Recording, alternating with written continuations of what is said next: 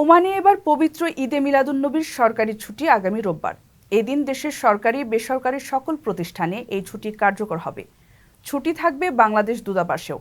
এক বিজ্ঞপ্তির মাধ্যমে বিষয়টি নিশ্চিত করেছে দূতাবাস। এবার ছুটির দিনটি সপ্তাহের প্রথম কর্মদিবসে হওয়ায় শুক্র শনি মিলিয়ে টানা ৩ দিনের ছুটি পাচ্ছেন কর্মীরা।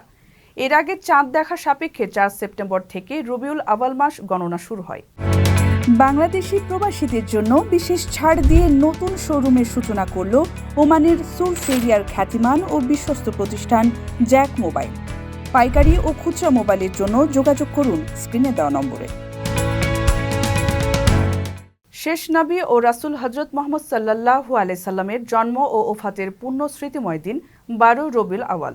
সারা বিশ্বের মুসলমানদের কাছে ঈদে মিলাদুন্নবী একটি বিশেষ মর্যাদার দিন। আইয়ামে জাহিলিয়ার যুগে মহান আল্লাহ সত্য, ন্যায়, কল্যাণ ও একত্ববাদের প্রতিষ্ঠায় তার প্রিয় হাবিবকে অপার রহমত হিসেবে পৃথিবীতে পাঠিয়েছিলেন।